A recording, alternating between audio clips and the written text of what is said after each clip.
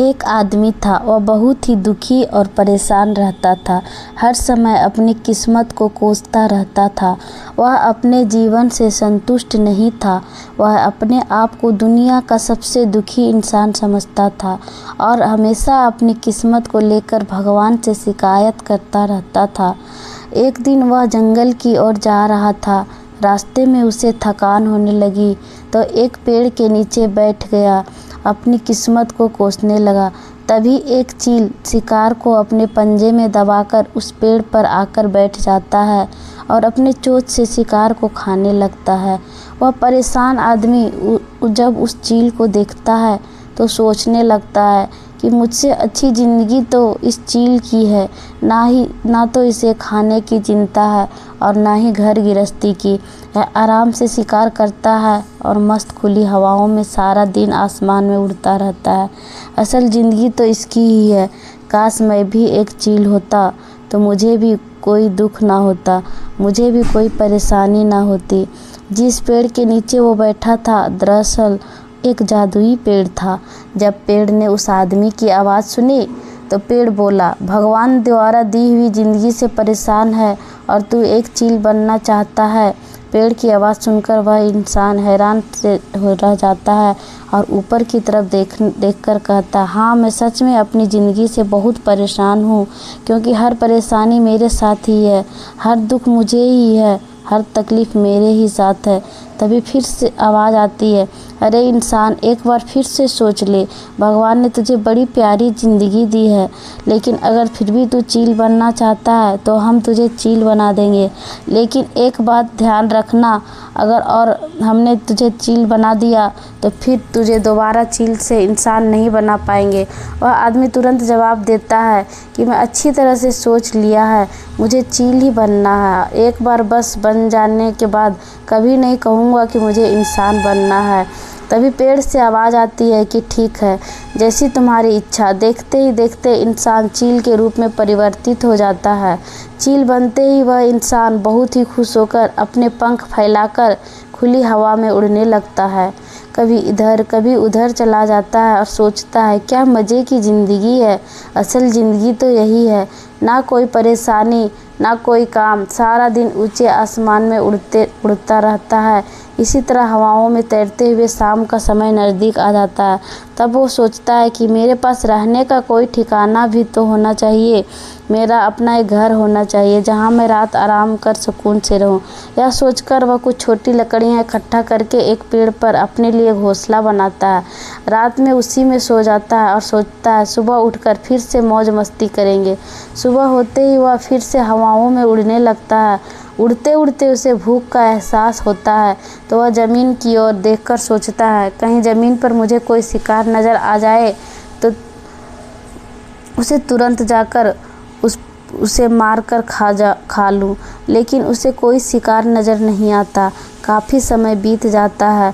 वह लगातार ऊंचाई से शिकार को ढूंढता रहता है, लेकिन उसे कोई शिकार नहीं मिलता।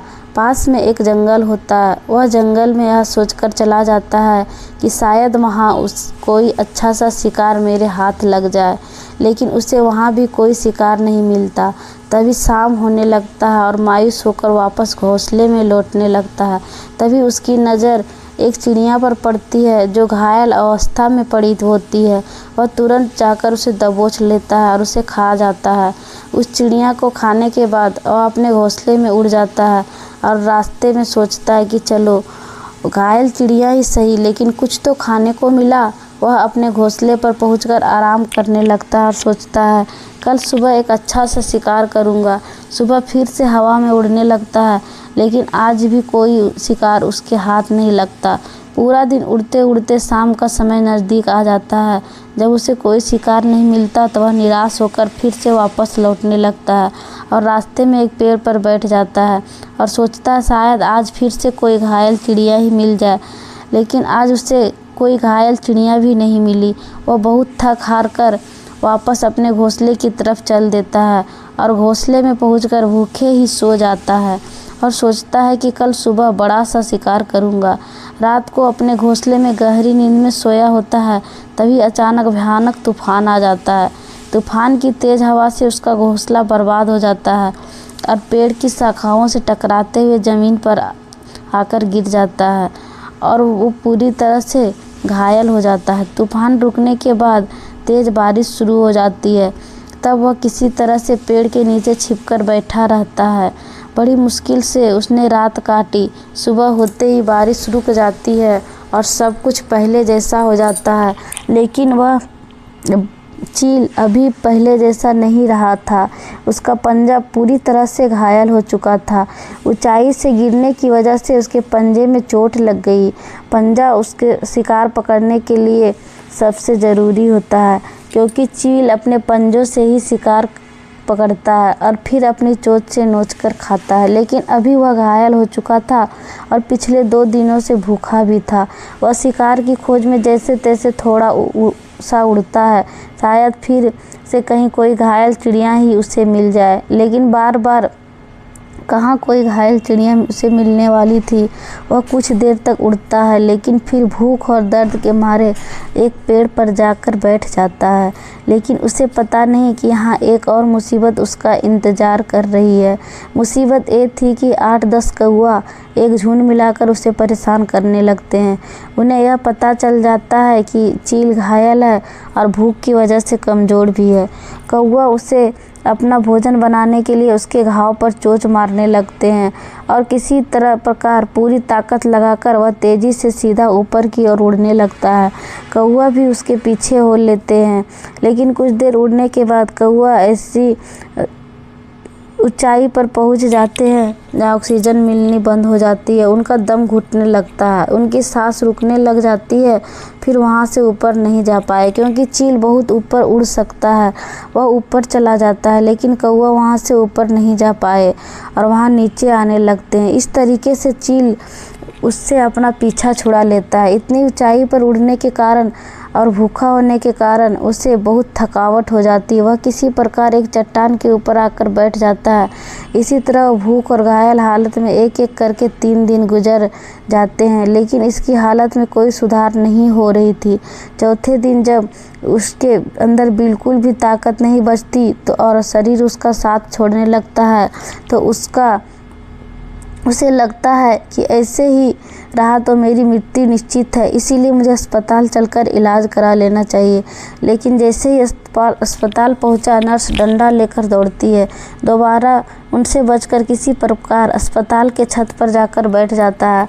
वहां से आने जाने वाले मरीजों को देखकर अपने आप से कहता है, काश आज मैं एक इंसान होता तो ऐसे छोटे मोटे जख्मों का अस्पताल में इलाज करवा लेता। यहाँ तक मैं भूख और दर्द से परेशान हूँ, मेरे साथ यह परेशानी है, लेकिन आज मैं एक बेजुबान परिंदा हूँ जो किसी से कुछ भी नहीं कह सकता, किसी को अपना दुख भी नहीं बता सकता, किसी से कोई मदद नहीं मांग सकता। यही बात सोच सोचकर वो वापस पूरी तरह से पछता रहा था। उससे अपनी मूर्खता पर बहुत गुस्सा आ रहा था। वो सोच रहा था, मैं कितना मूर्ख हूँ जो अपनी अच्छी भली ज़िंदगी को छोड़कर चील बनना चाहा। अपनी तकलीफ़ बता सकता था और मदद भी मांग सकता था, लेकिन अभी वह बेबस पक्षी नज़र आ रहा था जो ना उड़ सकता था, ना शिकार कर सकता था और ना ही किसी से अपनी पीड़ा कह सकता था। अस्पताल की छत पर बैठे बैठे वह अपनी पिछली ज़िंदगी याद आने लगा।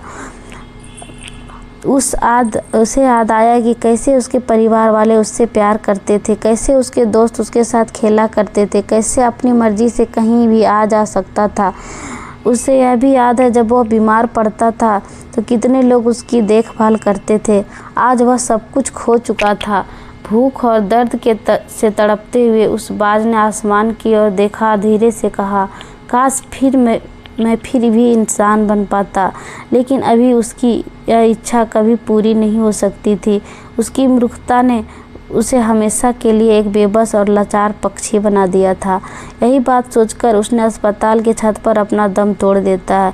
चील जान की कुर्बानी तो दे देता है, लेकिन साथ ही साथ हमें यह सीख भी दे जाता है कि भगवान ने आपको जैसा बनाया है, आप जैसे भी हो उसी में खुश रहो और उसी में बेहतर करने की कोशिश करते रहो, ना कि इस बात से परेशान रहो, काश मैं ऐसा होता, काश मैं वैसा बन जाऊं। आपको भगवान ने जैसा भी बनाया है, आप उसी में सर्वश्रेष्ठ करने का प्रयास करते रहो। दोस्तों, यह कहानी तो काल्पनिक है, लेकिन हमें जीवन का एक बहुत ही महत्वपूर्ण नियम सिखा कर जाती है कि हम जैसे भी हैं अच्छे हैं, बस हमें उसी में अपना सर्वश्रेष्ठ करने का प्रयास करते रहना चाहिए। तो दोस्तों, कहानी पसंद आई हो तो एक लाइक और सब्सक्राइब अवश्य